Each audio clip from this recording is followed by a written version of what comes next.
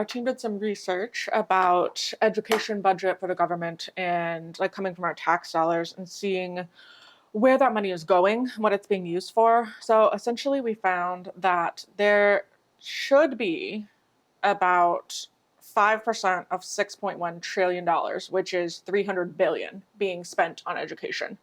Um, then our budget, like the government revenue for that is 4.44 trillion. So they're over budget. Okay. Yeah, So they we're already budgeted over budget. Okay. We're already over budget there. Okay. Essentially, the total would be about 250,000 per person per year, like per working person in the country per year. The reason why that doesn't really make sense to me is because like our average student loan debt would be about 40,000 per person. If you take like we have 1.77 trillion student loan debt for the country. So if you average out on like how many people went to college, it's about $40,000. So if we're spending $250,000, but all these people have at least $40,000 in debt, what's going on here? You know, like what are we spending that money on? And so even if you do get an education, like your average salary is going to be 55K coming out of college. So even if those people are paying taxes, our total should be $566 trillion. I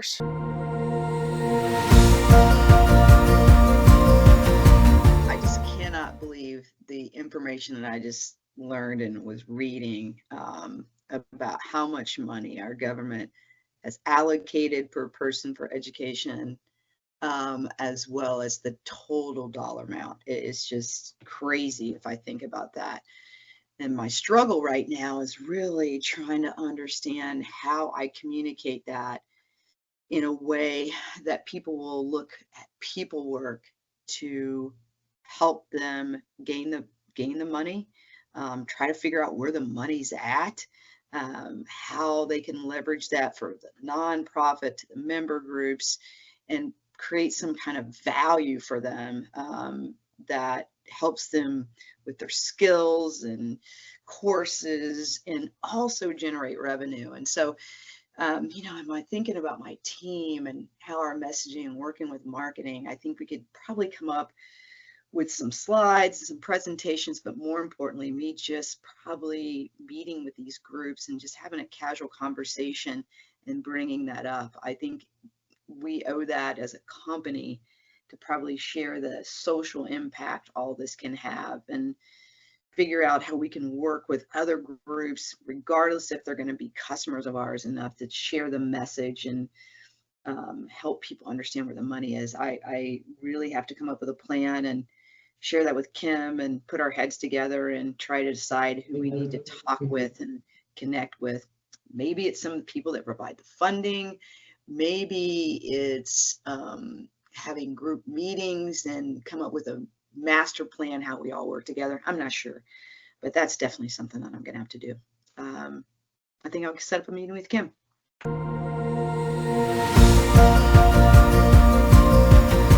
Okay. The goal of this meeting is to go over the proposed value of all of our different government programs, and then on my second spreadsheet, I have government funding opportunities, which are grants that I think we will qualify for. Okay. We just have to apply to. And then I have set it up sort of as like, some of them have a max number of participants or a max number of money that we can get for the program. And then otherwise, I just sort of did an estimated, like, hey, if we get this many people, it's going to be this much an opportunity. So I spoke to two different people. One of them works at United Health Group, like United Healthcare and all of their subsidiaries or whatever. So they are a sponsor for registered apprenticeship programs. But again, they set that up several years ago, and they had an apprenticeship program running for many years prior to that. And this is a sponsor for registered for apprenticeship programs, but they have been doing this for like 20 years. So I need to figure out, what does it take to become a sponsor? Like, is there a requirement, or is it just until you feel like you are capable of taking on all of that responsibility? That is one of my questions. And when you say sponsor, is it I'm paying to have somebody take this rap, or I am able to teach people the rap? I don't get the So, sponsor language. being a sponsor means that the company that you're sponsoring doesn't necessarily have to be a registered apprenticeship program.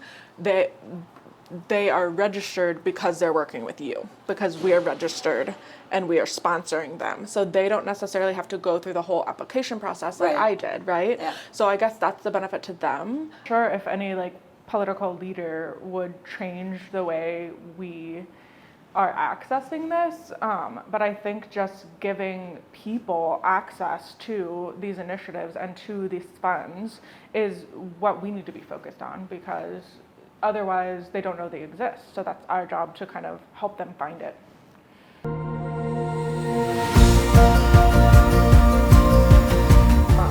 Would it be beneficial for me to learn grant writing so then I can just own the whole process? Yes, that's probably a good idea. Let me hold that thought there. I need to make sure I'm looking at the job profile first.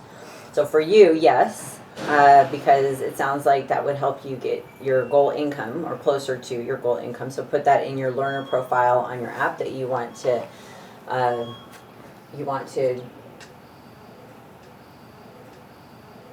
She needs to add grant writing to her learner profile. My learning profile. Yeah. Okay. So then I'm gonna go to search by skill. Grant writing. I'm gonna add grant management too, because I feel like that's kind of the whole picture of it. Finding, Agreed. accessing, writing, all Yeah. of that. Okay, cool. Save changes. I have everything listed, so I could do self-paced, online, in person, whatever else. Rebecca, can you log into WorkHub just so you can see the job profile and make sure that there aren't any skills that I put on there as a must-have skill? So if Ashlyn wants to expand her skills proficiency to obviously reach her goals, then I obviously want that to happen, and that's a good thing. So, but I want to make sure that if we do find a new match for a new hire, and even in the meantime, because it'll take you a while to learn those things. So we know our options here were to basically hire an external vendor, but we couldn't find a vendor that put their money where their mouth was to say, hey, I've got some performance guarantees for supporting this effort. So we know our other option is to hire somebody full-time, and then the job profile. So we're calling it writer, and the skills that we are looking for, the must-haves are going to be editing skills, grant writing, and proposal writing, all inside of the intermediate proficiency. And then do you want to list the areas of interest? No, that's fine. Okay, and we don't have any matches yet for that. I'll double check, but good to have skills. Do you want to go through those? No. Okay. Because I know that those are the most important ones. Okay. And obviously, I think Ashlyn already has a high detail orientation for her attributes, so that's you have to have that. So No matches so that'll far. work. Okay. All right. Well, good. That was great. I think that's a great way to close it. This is an amazing day, celebrating 6 years together. Some of us for all of the 6 years, and I don't know where Malahar is in my age today. But that's okay, he missed out on virtual cake and virtual sparkling cider. So in case you have not seen everybody's faces before, and obviously this video is going to be shared internally and also part of our video content, Sandeep, Giri, and Anesh and Malahar, like I mentioned, they have been with us since day one. And Anian, Manesh, Nikhil and Shamir have been the ones to, and Ashley, who's sitting there in the corner, have been the ones to basically revive the pepelwerk system over the past 2 years and make it work. If you haven't met Sandra before, Sandra has been our coach, I think one of our coaches since 2019, and Sandra is in Mexico.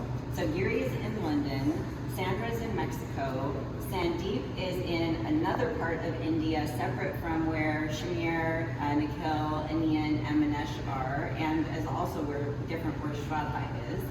And on the right side of the screen, Sherman, who has been with us to fund my crazy Lala idea that turned into something very, very lucrative, has been with us since 2019 and has funded us through some really tough situations, and he is in Colorado. And then Jason is in Oklahoma, and he has been our recuperating webmaster, trying to keep up with all of my fast, crazy changes for the past almost year and a half, year plus of working together.